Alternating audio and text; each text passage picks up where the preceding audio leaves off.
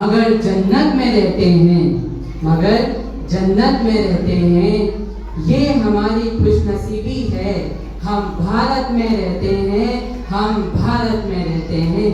आदरणीय प्रधानाचार्य जी, प्रबंधक महोदया, सम्माननीय अतिथिगण, सहकर्मी शिक्षकगण एवं मेरे प्रिय विद्यार्थियों, आप सभी को मेरी ओर से स्वतंत्रता दिवस की ढेर सारी शुभकामनाएं। जैसा कि हम सभी अवगत हैं और जानते हैं कि आज हम यहाँ 80वां स्वतंत्रता दिवस मना रहे हैं। आज ही के दिन 15 अगस्त 1947 को हमारा देश आजाद हुआ था।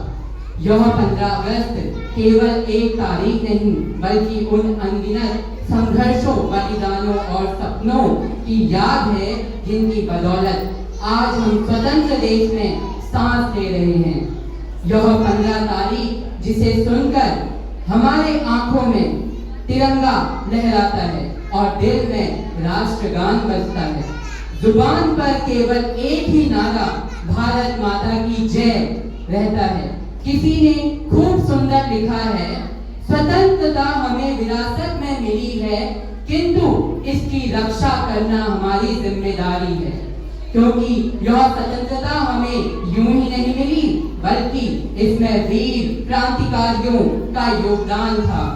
1919 का जलियांवाला बाग, 1942 का भारत छोड़ो आंदोलन, महात्मा गांधी जी का करो या मरो का नारा हमें दृढ़ संकल्प की याद दिलाता है। वही नेताजी का तुम मुझे खून दो, मैं तुम्हें आजादी दूंगा का नारा हमें त्याग, साहस और देश के प्रति समर्पण की प्रेरणा देता है।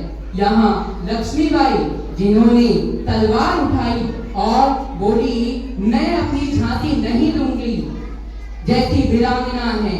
भारत कोई साधारण देश नहीं, भारत कोई साधारण देश नहीं, बल्कि वह है जिसके कण कण में वीरों का बलिदान है।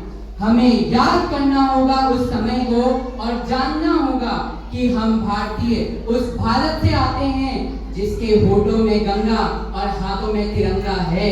वो भारत जो कभी सत्यम शिवम सुंदरम तो कभी वंदे मातरम है। मेरा भारत वह नीलकंठ है जो स्वयं विष पीकर स्वयं दूसरों को दान अमृत में दे देता है। मेरा भारत कल मरने वाली का रास्ते का गीत गाता है और 7 समुद्र परदेशियों को भी ब्रदर सिस्टर कहकर बुलाता है। मेरा भारत एक स्त्री को उसके स्वाभिमान से पहचानता है और कुंवारी माँ को महासती कुंती के नाम से पुकारता है। भारत छोटे छोटे भूभाग का सुंदर चित्रण है जो पूरी दुनिया में सबसे बड़ा लोकतंत्र है। मेरा भारत आकाश का बलवान है और फिर भी धरती पर धैर्यवान है। पढ़ो हमारा इतिहास, जिसमें एक रावण ने हमारी माँ का हरण किया और हमने पूरी लंका जला दी थी। मैं उस भारत से आता हूँ जहाँ पिता के कहने पर बेटा राज त्याग कर वनवासी हो जाता है। अंततः मैं बस इतना कहना चाहूंगा, भारत कोई भूमि का टुकड़ा नहीं, बल्कि जीता जागता राष्ट्र पुरुष है।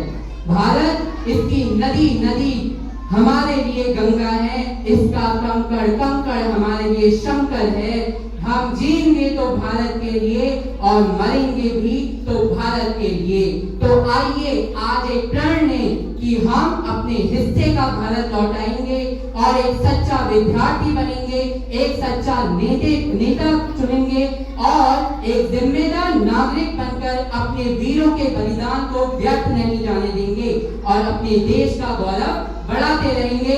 धन्यवाद। जय हिंद।